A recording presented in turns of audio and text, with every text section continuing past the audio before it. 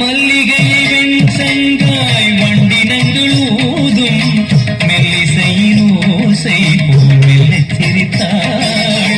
மல்லிகையை வெண்சங்காய் வண்டினங்கள் ஊதும் மெல்லிசையின் ஓசை போல்